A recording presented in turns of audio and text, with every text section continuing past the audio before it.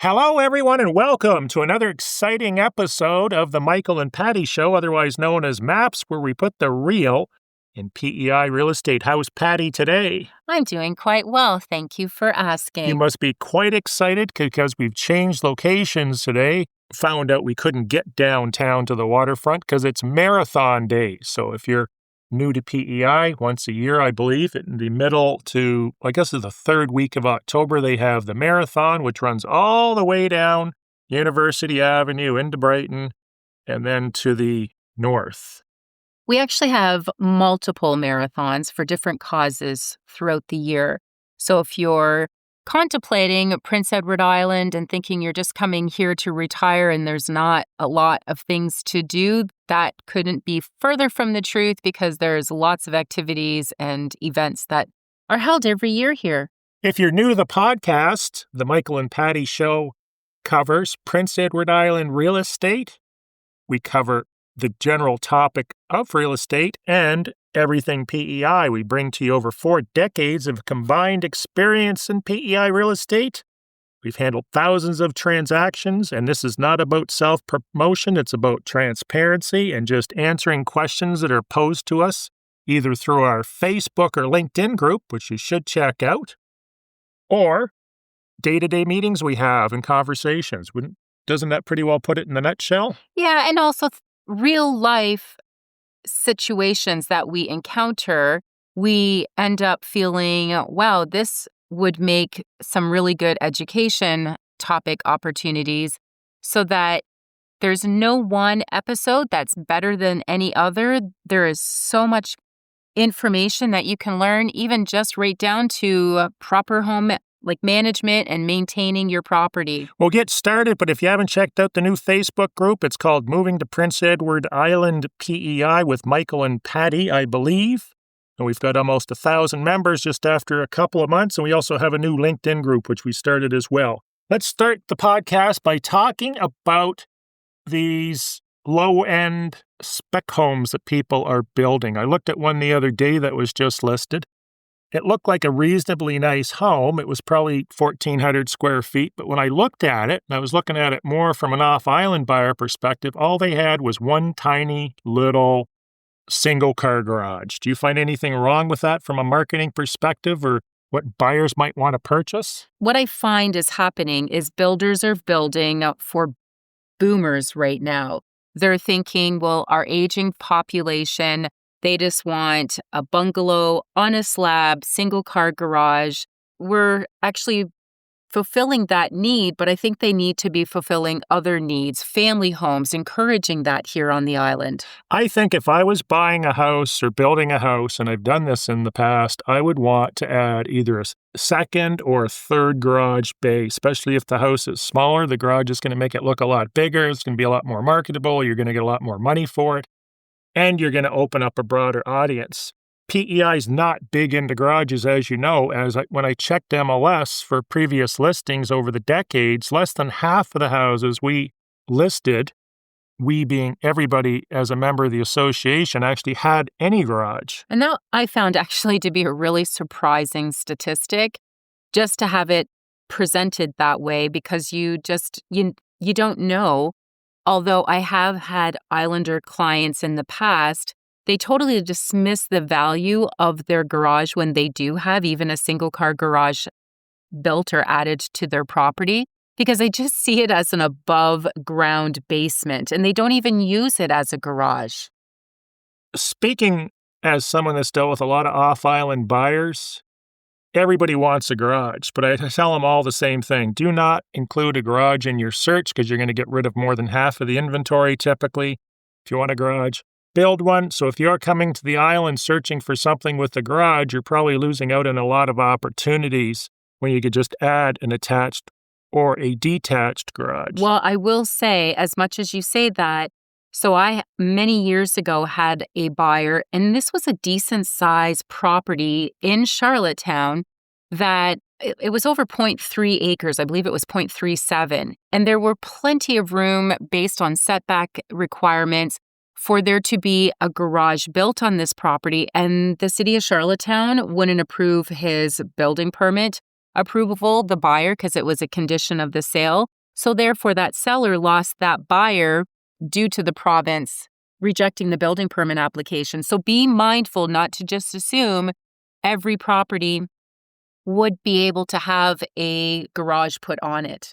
Well, you don't want to assume anything, and that brings up a good point. So if you're going to make an offer in a house that doesn't have a garage and you're going to assume you can add one, make that a condition of the sale that you can build a garage to your liking. When I checked the stats as well, it also said single-car garages can actually hurt resale value because of storage limitations. You have some other points here, and then we'll move on to the next topic. Yeah, well, one of the things is we have winters here on Prince Edward Island, and there's nothing worse than getting out in the morning and having to scrape the ice off your vehicle, which is so nice when you have a garage because you don't have to deal with it. The snowplow, the tractor guys that go around and girls that will clear our snow because we have such a great snow removal infrastructure on Prince Edward Island. When you have a vehicle blocking your driveway, well, they can only clear so much. So the garage allows for a better cleaning or clearing of the snow so that you are able to get out and about and start your day. Double garages can also be used as a workshop, an office, gym, gear storage, a place to store a live lobster, or the island man cave. Spec builders, spec meaning someone building a house to sell it or flip it, often underestimate how garage space sells a home, which is the whole point to this topic. Moving along, let's talk about, you had a final comment about that topic, yes, even though we've moved on? I was going to say, we always say kitchen and bathrooms sell homes, but I think we'll have to add to that kitchen, bathrooms, and garages sell homes. Let's talk about houses that are basically rotting from the outside in because of poor window and door installation. Just to make those windows and doors look fancy, issues arose, and basically this particular house we're talking about and we saw this week, essentially probably more than half of it has to be reframed from the outside because it's all rotten and disintegrated into what looks like sawdust because whoever installed the windows and doors didn't know what they were doing.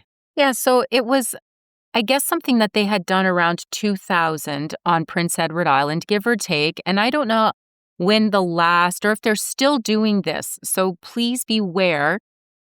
The metal casings that go around a window may look like it's dressing the window or dressing your property up.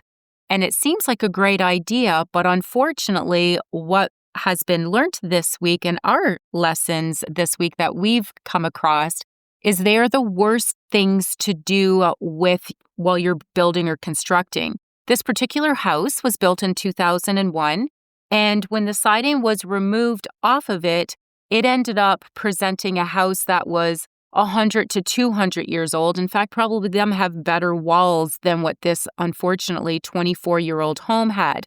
And absolutely, Michael, the insulation had disintegrated, the plywood that was used, they didn't have Tyvek on it.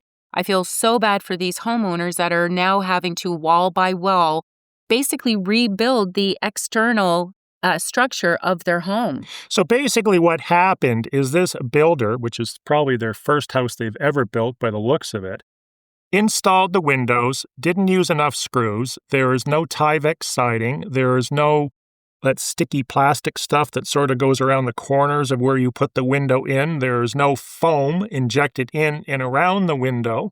There was basically nothing protecting that window. You could take a few screws out and take the window home if you wanted. What they did is they put like an aluminum or a tin fascia around it, and then they sealed it with sealant. And of course, the sealant went bad over the course of 20 years. Water got in, which perpetuated it running behind the 1/4-inch foam they had put on there with 12,000 roofing nails with 1/2-inch gaps in between, and it basically rotted everything behind it, which goes to show you aluminum siding or any siding for that vinyl siding can hide an awful lot of stuff.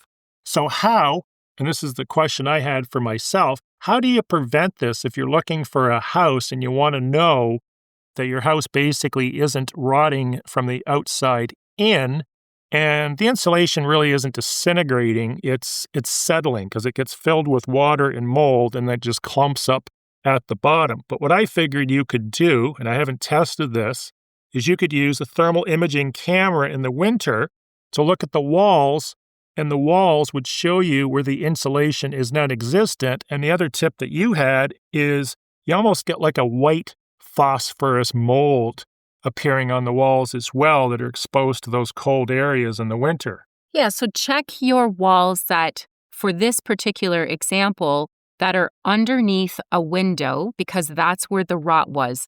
The areas on this particular home away from the windows were intact. So every wall that was beneath or surrounding the windows on this house were completely rotted. So check the temperature. And again, I know you said you haven't done it. I haven't done this test yet, is to test an external wall where you know there's no window above and there probably is hopefully insulation.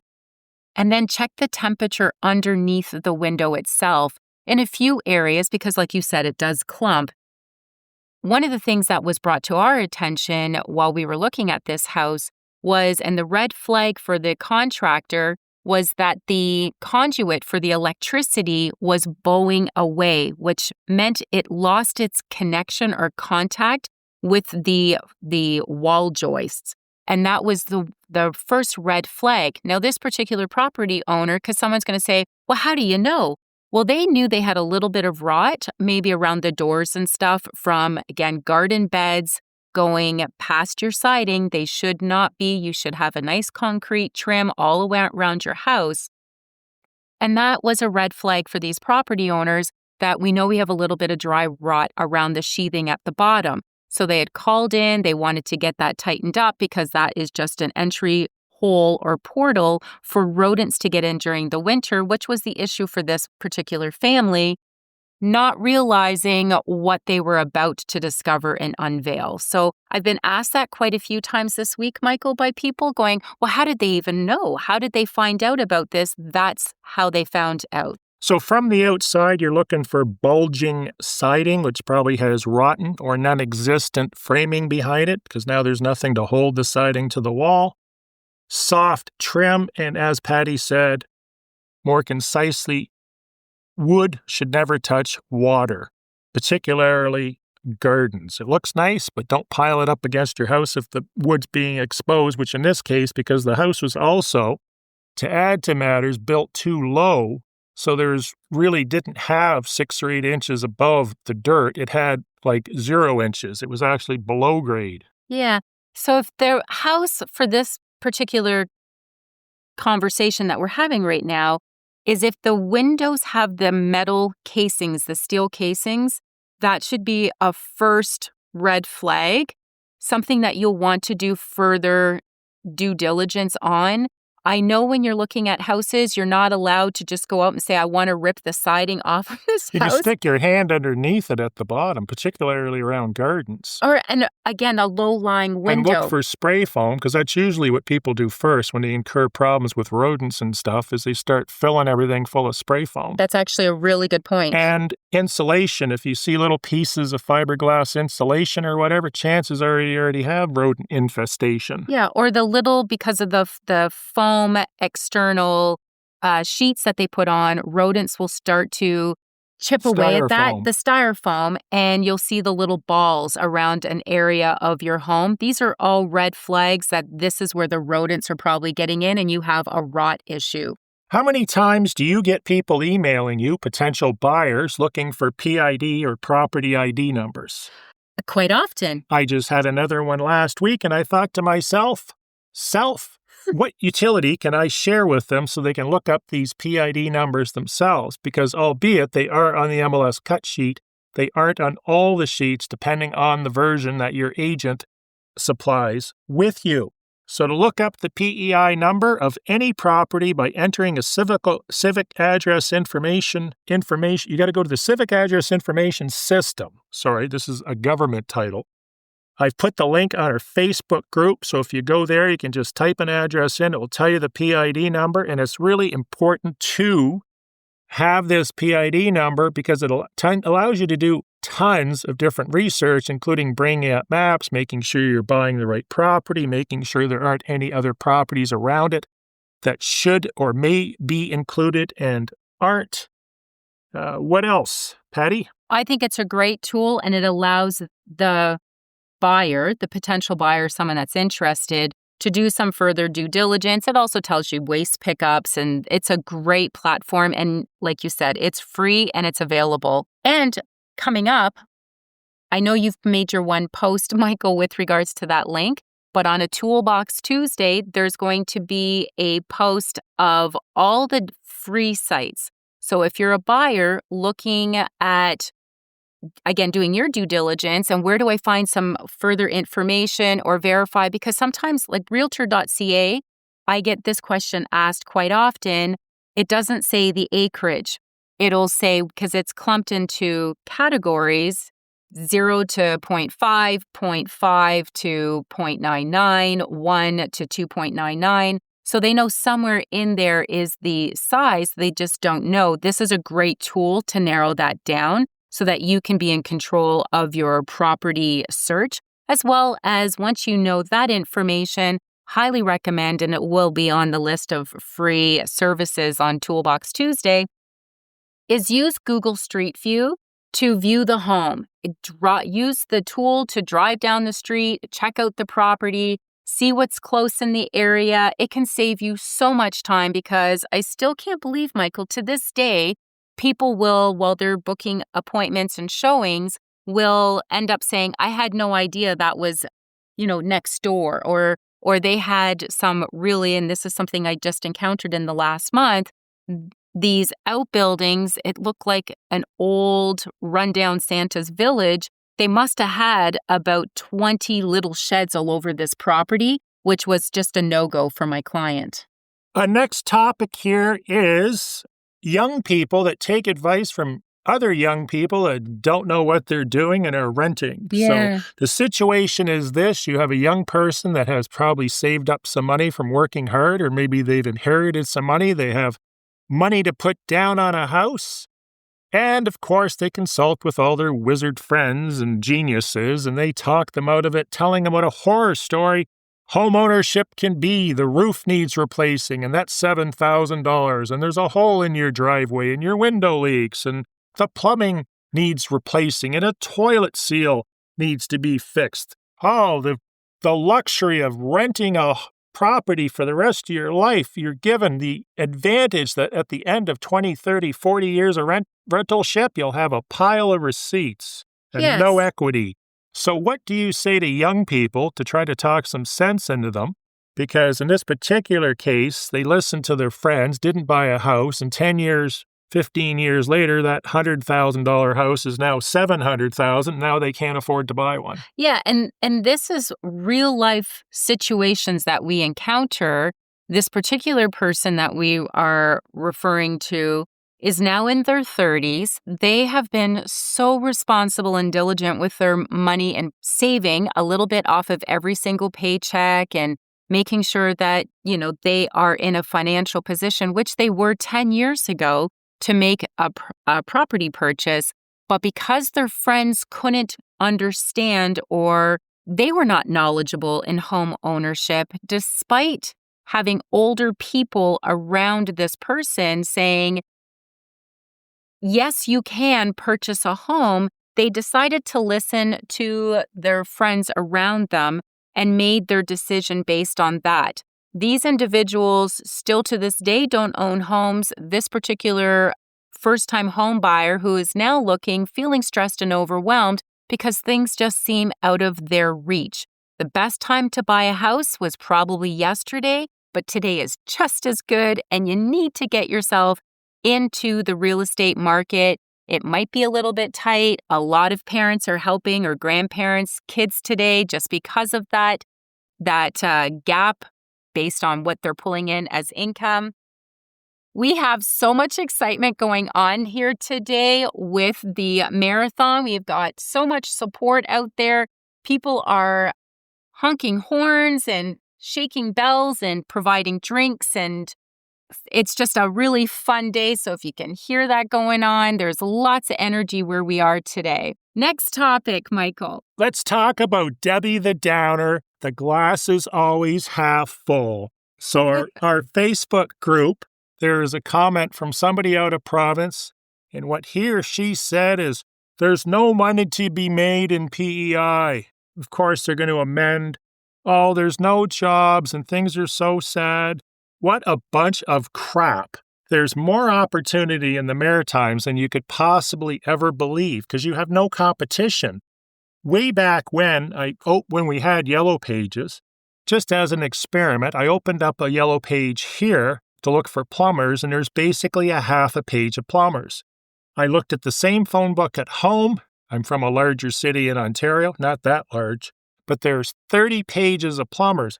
One of them offered you call them for a service call. If they don't respond within 30 minutes, your service call is free. There's money to be made in the Maritimes because of the lack of competition in pretty well any business. Wouldn't you agree with that? It is, and it's a blue ocean of opportunity, no pun intended, being so close to being in the Atlantic Ocean. I would say many people that have decided to make Prince Edward Island or the Maritimes their home have found wealth on the east coast of Canada. And I do say to people, don't underestimate. We lack tradespeople, we lack skillful people, we do lack real entrepreneur-minded individuals. Again, like we were just discussing about first-time home buyers, they listen to their friends and they create their own opinion based on who they choose to surround themselves with. I attended many years ago, and I've gone to a few of these. There's an organization called Women in Business on Prince Edward Island, and I was so impressed and so amazed at how many entrepreneur women were on Prince Edward Island. Not that men can't join, but it was an amazing room filled with talent and energy and driven, focused individuals that I would never have met these population of Prince Edward Island had I not taken the time to go to the Women in Business Symposium that they hold every year in different areas across PEI. Powerful people here. I'm going to sign up soon as this podcast is done. Maybe I can become the president. There really is so much talent here. You're talking to the wrong people, is what I'm saying. There's opportunity everywhere. You just have to look to fill a need. And don't listen to Debbie the Downer here. We deleted Debbie the Downer anyway. Did you? Gone. Okay. Let's talk about expired listings. So what an expired listing is when you list a property. Let's just talk about Prince Edward Island here. Typically, a house listing could be anywhere between 3, 6 months, or a year, depending on what part of the market you're in and what brokerage you're working with. The expired listing is that listing that has expired. In other words, it's run its course, it hasn't sold, and now the agent has to call up the home or the land or the business owner and say, your listing has expired, and did you want to put it back on? These are the results we had or didn't have. Typically, an expired listing, in my opinion, is something that was usually overpriced or the market had zero demand for. Maybe, Patty, you can tell us a lot more about the expired listing and why agents hate following up with them. So I'm just going to add, so it's clear as to what an expired listing and what day does it become expired. So when you list your property to sell with a realtor, you have my property's contract starts today. So let's just use January 1st.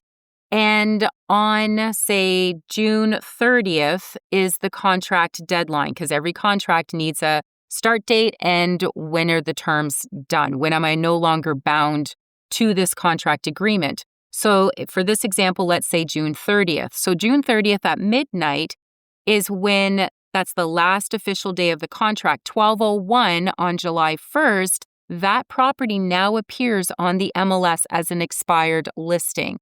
Just because sellers are not aware, 7 days prior to a listing expiring or its expiration date, the realtor gets sent notifications that listing's about to expire in 7 days. Then the next day, listing's about to expire in 6 days. So your agent does get notifications of this, not to say that they're not busy and stuff, But it should be a mutual thing. The sellers, you are more than okay to reach out to your agent and say, hey, I know my contract's coming up for renewal. What's the plan here? Are we going to continue to keep it offered on the market? It's a great opportunity for the seller and the listing agent to either decide that they're not able to fulfill the need and it's time to part ways, or let's talk about a plan. And a plan isn't always about pointing fingers to the agent and say, well, what are you going to do different? How are you going to market my property? Why should I sign back up with you? Because I know I've just been on the receiving end of this. And this particular property that I did from the onset say, here's what the data, the MLS says market value is. And this seller kept saying, no, I want to try it at this. I don't want to sell it at that price. I want to try it at this price. And then they became married to that price. Fast forward to the expiration date. What are you going to do different? Well, there's not much I can do different because the market, so I redid the CMA and I said, is still saying this is where your property should be priced, only to have them list with another realtor, another brokerage at the price that I had in my CMA again. Whereas I wasn't offered an opportunity to sell the property at market value. So really have an honest heart-to-heart conversation. Don't be afraid as a realtor to just tell them this is what the data is saying. Don't sugarcoat it. Don't buy the listing by telling the seller what they want to hear. Not that the seller doesn't have the right to list it at whatever price, but don't fire your agent if you didn't give them a fair opportunity. If the marketing representation and everything is attractive and in place, and the last component, which is on the seller, is to price the property at market value. Now, if you want a high price, just know it's going to take, in some cases, a couple years for the market to finally reach it. If the market ever reaches it. There's this illusion that I'm going to put it on for a higher price and I'm going to wait until the market gets to that point. And there are times in markets that prices actually go down. They don't go up. This ridiculous illusion that real estate has to go up in the next year or two just isn't reality, especially if you've overpriced your house by $200,000 or $300,000. Unless something significant happens like COVID and you get people running here from out of state or out of province that are buying just on emotion and fear, you're typically not going to see that. So to assume the market's going to get up to that could be today, tomorrow, 20 years from now. Absolutely. If it ever does at all. Absolutely. And the other thing that I will receive, and I'm sure if you're a realtor listening to this, you can completely relate, is, well, why doesn't a buyer just put in an offer? Because number one, they don't even see the property because they're looking at $600,000 and you're on at $950,000. They're not going to say, oh, geez, this $950,000. Do you think they'll take $600,000? Number one, the agent's probably not going to waste their time writing such a stupid offer because they don't go together. They might email the listing agent with a number, and then after that agent's done laughing, they move on. But typically, they don't even see it because their search isn't set up. Agents don't want to write offers like that because it's hours of their time writing an offer they know is probably not going to get accepted unless they have an understanding from the listing agent prior thereto. Yeah, people are just not going to submit an offer and they're going to bypass it in your property if you are one of those sellers that decide to make this a little bit more difficult and challenge your agent by overpricing your listing being offered on the MLS, or if you're an agent who just allowed the seller to dictate the price and you failed to do your part of the job, which is to properly educate them as to what the market could afford. I love when sellers prove me wrong and we price it a little bit higher and we end up finding, because it's a product that may be a niche product that somebody's been sitting around and waiting for. But typically, if you're not getting any interest on your property, it's overpriced and nobody is going to present themselves to your listing agent and say, hey, we love this house. And if your client would be open to taking, whether it's $10,000 or $100,000 less than what they have it made available on the MLS. I mean, we don't do that with department stores, Michael. If there's a store that we know we're just not going to be able to afford the clothes in that particular store, we never go into that store. We go to a store that we know the amount of the merchandise is within the budget that we're willing to pay for it, those will be the stores that you typically end up going into. There is a positive note to overpricing your house by $200,000 or $300,000, taking that house that the market value says it's worth $6,000 and you're putting on at $9,000.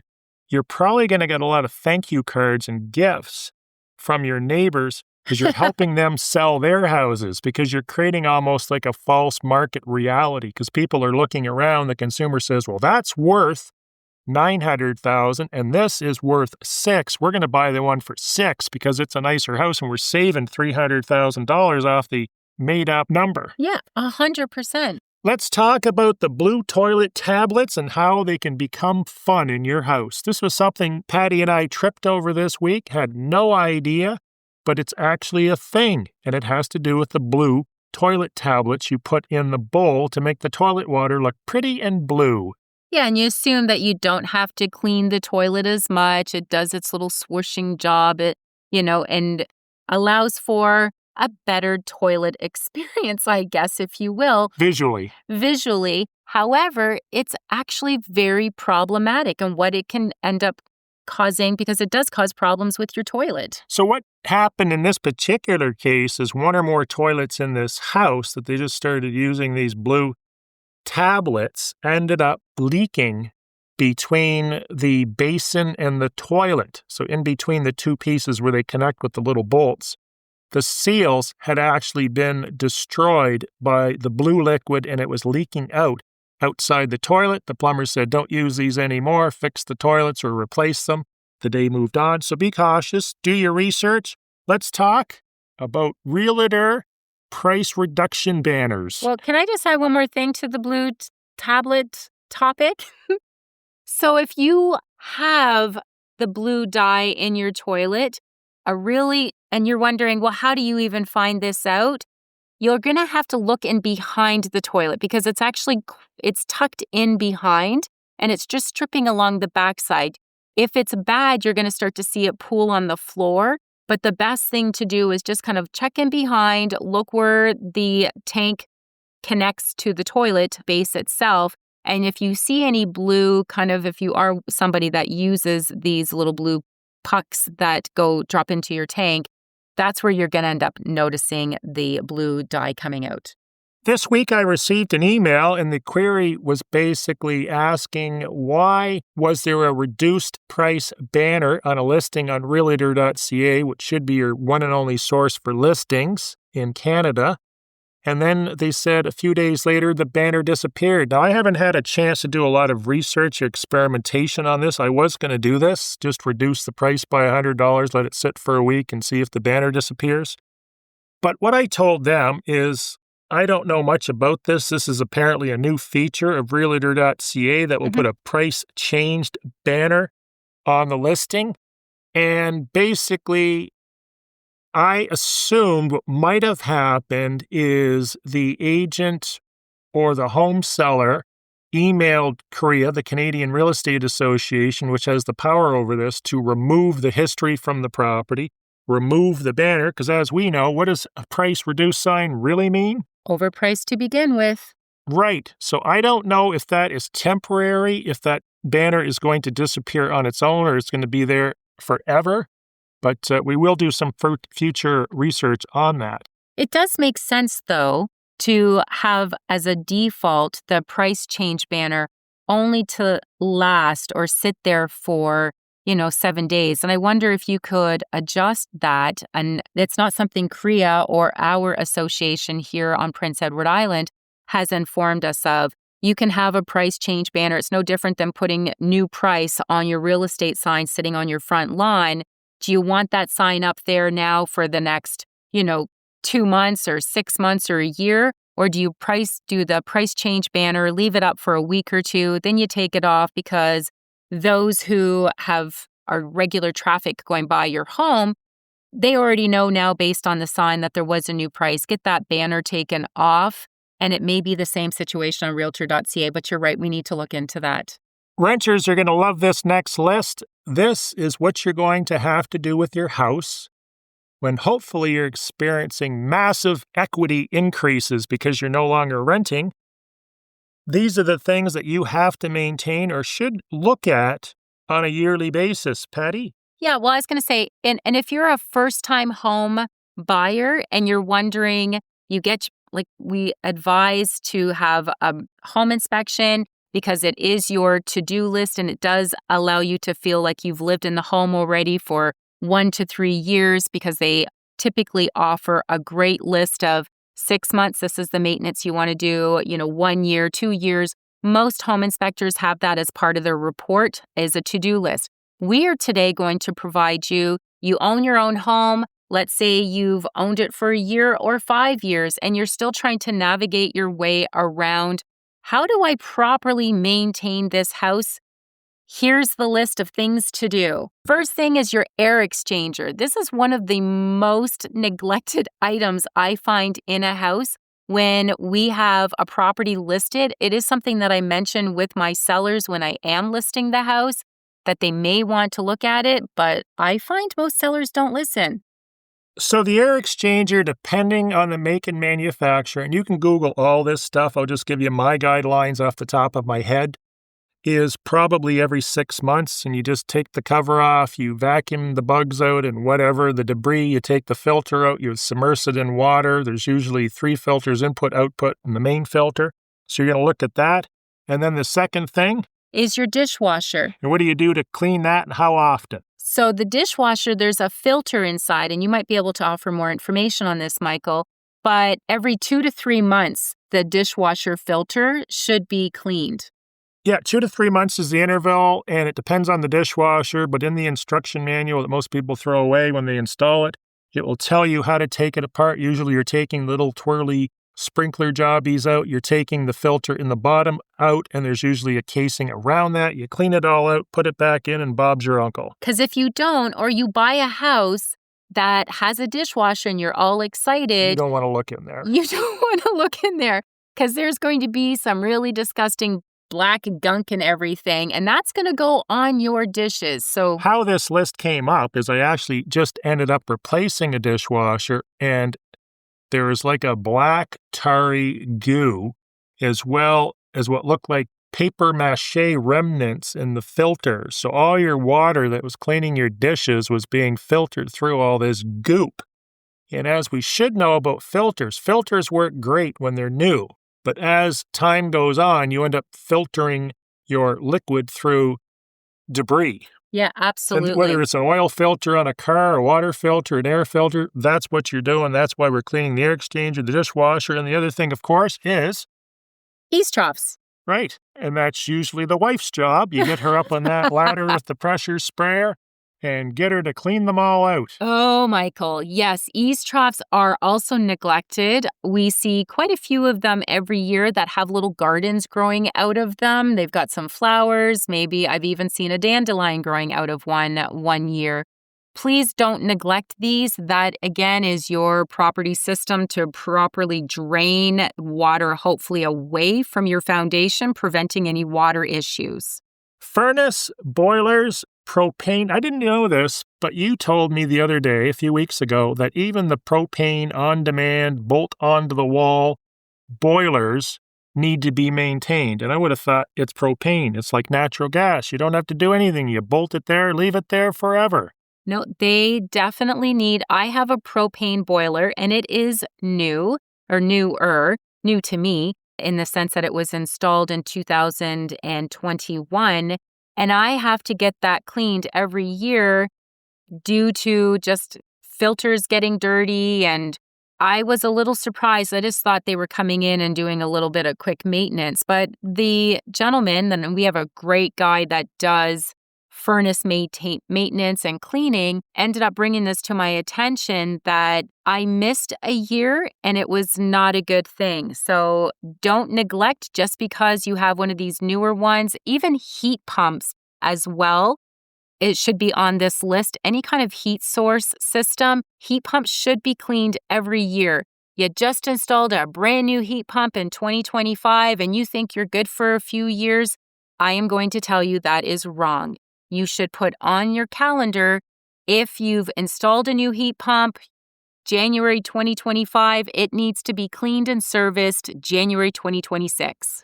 Patty, the people in the marathon are now walking. Is that a good sign? These are the ones at the probably getting closer to the end of the crew that they're probably getting a little tired. Not to mention wet because it's been raining for the last hour or two here. They're still going, though. So the main heating source in Prince Edward Island is an oil-fired boiler. So the boiler heats up water. The water's dispersed through the house with a recirculation pump or a circulation pump through radiators, and that's how they heat the house. You should have your oil-fired boiler cleaned every year. They vacuum it out. They check the little injector and usually replace it. I would suggest you take it a step further and you hire a heater boiler technician rather than just someone doing cleanings, because the efficiency of that boiler or any of these heating devices, from my understanding, is better if they're set up properly. And a lot of times, if you just have somebody clean them, that is not as good as having a technician in there going and checking the actual setup, because in some cases, these things were never installed properly to begin with. In one case, there is a boiler that constantly kept going out, and it's because they had the wrong injector in there from the beginning. Once that was replaced, it's worked for years reliably ever since.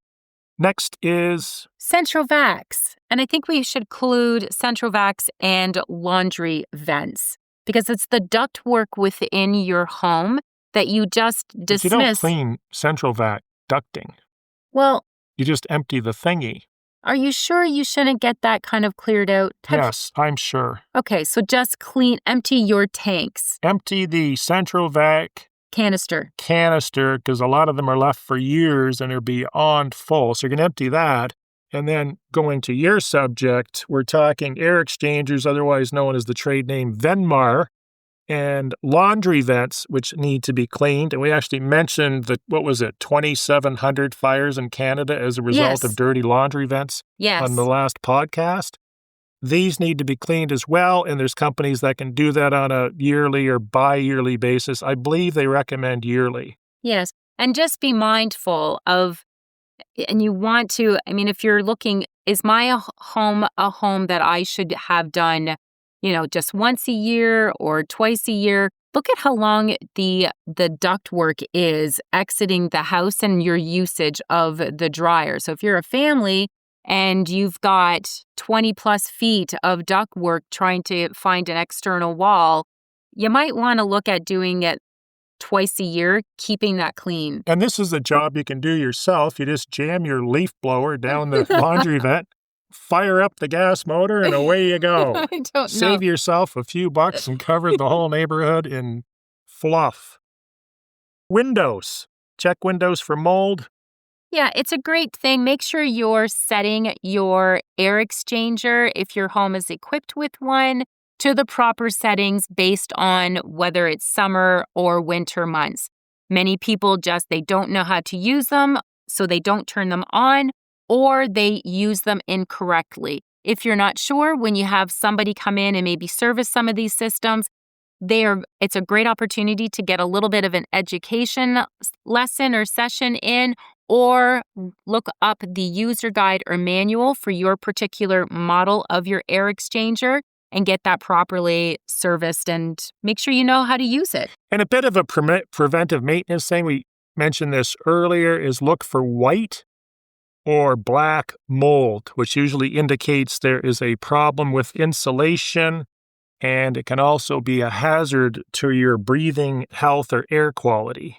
And where you're going to see it's just like a white kind of mold, just looks like fuzzy dust or something on your wall. Be mindful and it'll be an external wall, if it's around a window, especially if you have a window with the metal casing that we were discussing, there's probably an insulation issue on the outside, the wall in between your drywall and your siding. You might want to take a look at that and not ignore it for too long. One of the topics that comes up all the time is dishwashers. What dishwasher should you buy, which is the best? Yeah, and assuming you have no budget. Yeah, and I know you've done so much research having replaced your dishwasher, Michael. Many times. Many times, but recently, just to what is the best one? Because dishwashers seem to be that one household item that if you cheap out on this and you think you're saving yourself money today, you may be replacing it in 2 to 3 years. If you're lucky, you might get 5 years out of it. I had one house, I was buying these $500 dishwashers. I think I went through 3 of them in 4 years. Not a smart plan. Spend a little bit money today if you can, because it will save you money down the road. So what is this dishwasher, Michael? Bosch. If you're looking for a dishwasher, look at the Bosch. I think there's somewhere in Canadian dollars between $850 and $2,400. The $850 one, it might even be less than that. I think the $850 is the middle. I think they have like the 1, the 3, the 5, and the 8 series or something. I think the 3, which is what most people are buying and stores have in stock, is around $850. And these dishwashers are awesome. And not only are they awesome, they are so quiet. For a fact, because we've had meetings in people's kitchens, you can't even hear them running until they drain. Yes. So if you're looking for something that's quiet, quality, and longevity, check out a Bosch dishwasher. And no, they're not a sponsor or anything. It's just this is what all our research and reviews have led us to. Drones. We're not going to get into whether or not you should use drone photography, but it certainly has changed things as far as people getting perspectives via video or photography, photos in the past few years. But just one of the things I get, because I have my advanced drone license, so you can refer to me as Captain from now on, Okay. is the amount of registered drones. So now if you have a drone that's over 250 grams, you do have to register it. I'm not sure if you have to register the little guys yet. I know you have your Mosquito. Yes. But registered drones, there's 114,580 registered drones. There's 125,340 basic pilot certificates. So now you need licensing if you're using a drone that's 250 grams or more, going by memory. And you can get a basic license, and then if you get the advanced, which gives you a lot more privileges, there's only 18,890 of them. So I'm in Canada? Yeah. Wow. So I'm one of the few. Nice. Captain. Good for you. Captain. Captain Michael. And this was really funny. Guess how many flight schools there are? Because you can get training on this because you practically become a pilot when you take these tests. And I'm sure the federal government did that intentionally because they don't want anybody to have a license. How many flight schools are there? I guess 3 or 4. Flight schools just for drones specifically, Yes. or for pilots' licenses? A couple dozen? 261. Ooh. So if you're thinking about getting into that business, you've got some competition. I know there's 2 or 3 really top ones that I've used, but that's the drone facts. Patty? Close it down. Thanks again for listening to another episode of the Michael and Patty Show, otherwise known as MAPS, Prince Edward Island's podcast that helps guide and navigate you through the buying and selling and everything Prince Edward Island. We appreciate each and every one of you for downloading and listening to our podcast. And if you have any questions, we always welcome up-to-date, relevant questions for you to make sure we're delivering the best content. Be sure to fire those questions away to us on Facebook so we can share it with the group. Look for the Moving to Prince Edward Island with Michael and Patty podcast on Facebook. You can also text us. Be sure to, if you're listening to this on YouTube, subscribing to the channel, giving a thumbs up. You can also enter your comments or questions on YouTube, as well as follow us, give us a 5-star rating or whatever the case may be on your favorite podcast platform. Happy Marathon Day. Winter's around the road, so we'll talk to everybody later. Thanks again for listening. Thanks for listening. Have a great day.